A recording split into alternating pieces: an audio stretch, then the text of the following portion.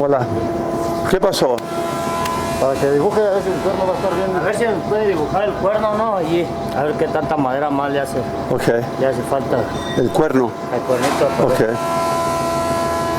favor. Claro que sí. Quítese la máscara para que... Ok. ¿Quieren que les dibuje el cuerno? No, sí. Ok. Este es el centro. La mitad. La mitad. Ajá, exactamente. Perfectamente bien. Y entonces el cuerno se supone que va a llegar hasta aquí, ¿no? Más o menos aquí. ¿Dónde está? ¿Esta es la curva? Sí. Ok. Entonces vamos a dibujar la curva también, ¿verdad? Curva, sí. Ok. Quiere decir que de este punto, aquí, ¿verdad?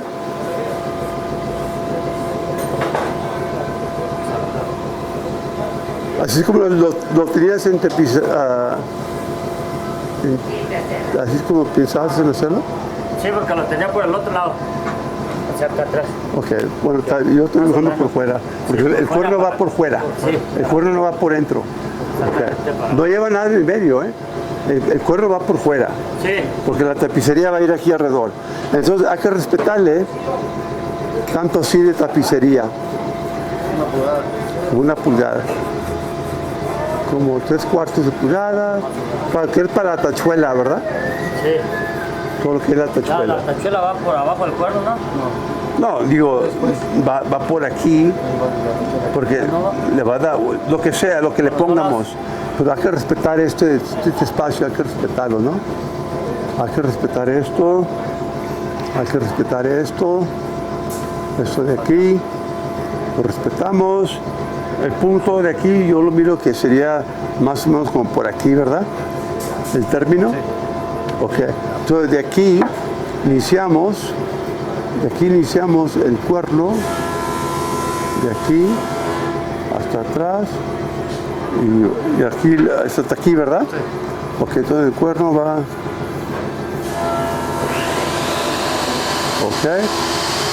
Entonces yo lo hiciera así. Ahí.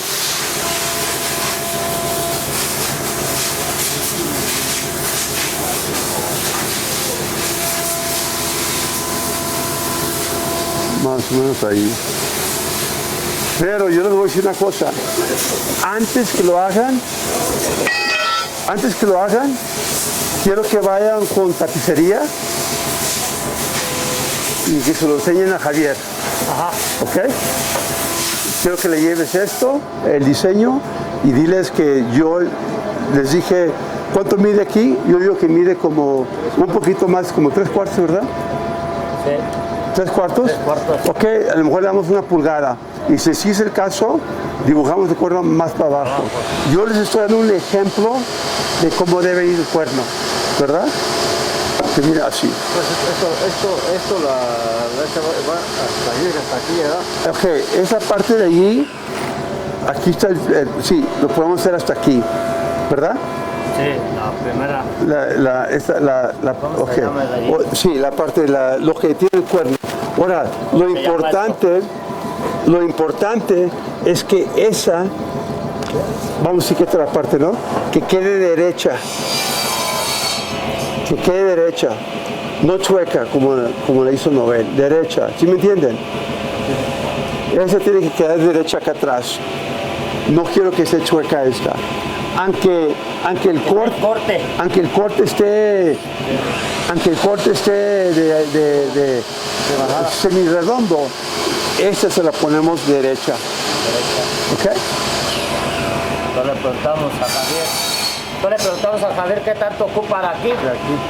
Ah, no, la tapicería. No, ¿de qué tamaño el cuerno? Nada de eso. ¿Por qué tanto ocupa aquí para tapizar? Exactamente, la tapicería. Ajá, tapizar. Y sobre de ahí ya me dibuja el cuerno. No, ustedes lo van a dibujar. Yo ya les di una idea. ¿Verdad? Yo quiero que ustedes me lo dibujen para ver cómo, si estamos pensando bien. Ahí está. Aquí va a ir derechito. Esto está bien, que quede volado, no tiene que ver nada. Lo que yo quiero que se mire que el cuerno quede derecho. All right. Bueno, déjame explicárselos en inglés. Okay.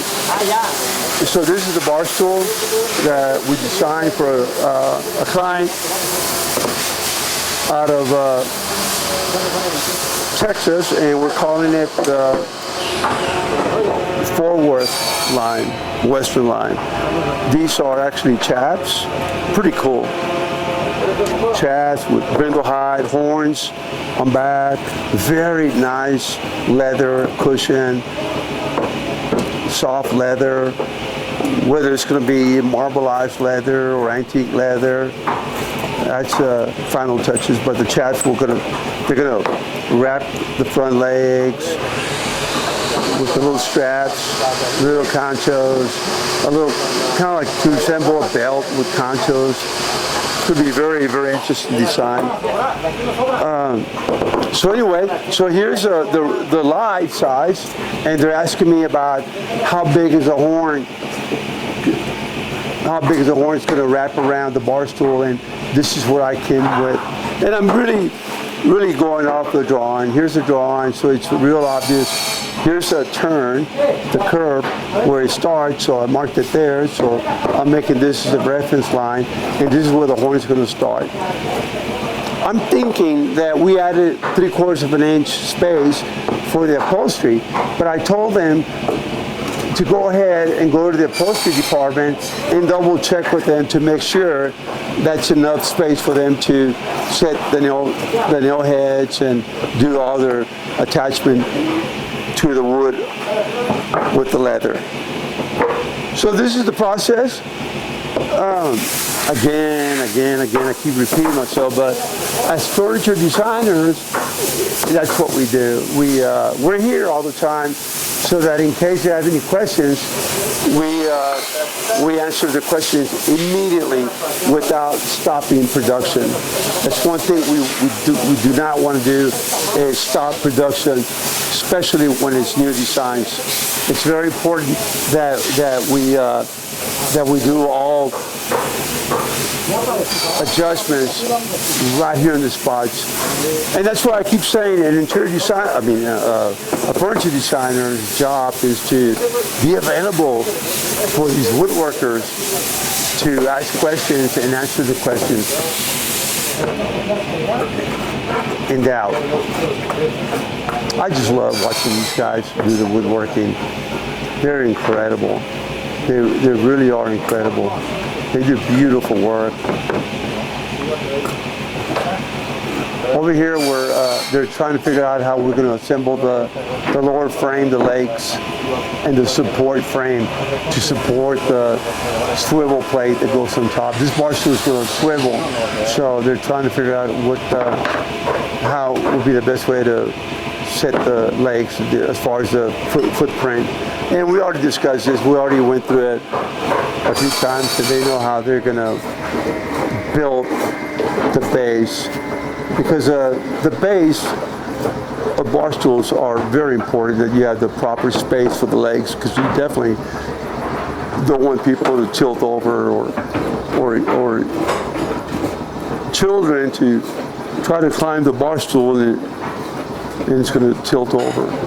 It's all about safety. Again, that's what a furniture designer's responsibilities are. Safety first, second design. So that's very important that we built everything with safety in mind. Very interesting. And this is kind of like the puzzle, how they assemble things prior to cutting, but it's a good, I love when they do this, because this is, there's no waste of wood here. As you can see, there's no waste of wood. It's all assembled so that when we cut it, it's going to be within the frame. The design is going to be inside this frame, and that's excellent that they use their knowledge and how to come out with space.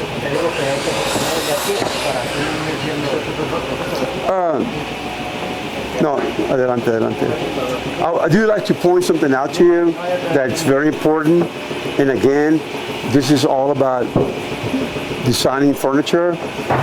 And And I want you to know, and I'm going to draw these lines to identify each joint. Because this leg, to create this leg for the bar stool, it would have been very easy if I was to get a piece of wood, which a lot of carpenters do this, by the way. What they do is that they'll get a wood already to dimension, and all they do is draw the leg design on that wood and cut it, and that's it. Well, we don't. And this is what our customers are paying for. There's 3 layers of wood. 3 layers of wood. Laminated with 3 layers of wood. This is harder, and it will hold more weight than if it was just one solid piece of wood. Amazing how it works, but it's a fact.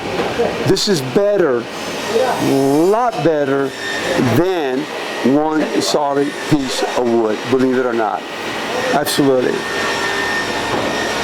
So it takes a little time consuming, but it's definitely worth it, and that's what you're paying for this quality of work. Same here, look at that. 3 different layers of woods. And if you notice, the writing of the wood, it's against the back of each wood like that. So this wood, the grain is fighting against this wood. Obviously, this wood is similar as that, but that's okay. But this one is fighting. If you had another panel, then the writing of the wood would be the opposite. Because the wood, when it shrinks, you got to look for the writing so that it fights against each other, and that will tighten up the wood. Let's see if we can find something here. Like, for example, let's look at this particular one. What they're doing here is that this is wood that's been assembled so that they're going to cut something round, and that's why, or I'm assuming that these legs are going to be used for this right here, or something round, and that's why they got to use more volume of wood. But look, let me show you something. I have not, a ver, vamos a verlo por acá de este lado. But here's something I want to show you, the example that I'm making. These marks were made by the carpenter, not me, the carpenter. So right here, what he did, he went back to back, and then back, the opposite, the opposite, the opposite. So these 3 panels are fighting these 3 panels with reverse writing. So the back of this wood is against the back of this wood, and this wood is supporting this wood supporting this wood. I shouldn't say wood, but the panel. This plank of wood is supporting this one, and this one is supporting this one and this one. So this is one team, and this is 2 teams fighting each other. And that's exactly the way you want to assemble. And that's exactly, as a furniture designer, this is my job, that they understand that. Of course, that's the difference between a woodworker, a carpenter, and a furniture designer. That we're concerned how the wood is joined together, because we understand the logic behind the construction. We might not be somebody that will go cut and use the machinery and bandsaws, because that's not our job. But it is our job to make sure that we understand the way furniture needs to be assembled. Simple as that. And a lot of times, we might have more knowledge about assembling furniture than a carpenter does, or a furniture maker, because they're going to go that route. They're going to go the easy route. They're going to go and get a big old piece of wood, and they're going to just trace the design, and they're just going to cut it, and that's it. Well, Furniture designers, it's all about sound materials, sound construction.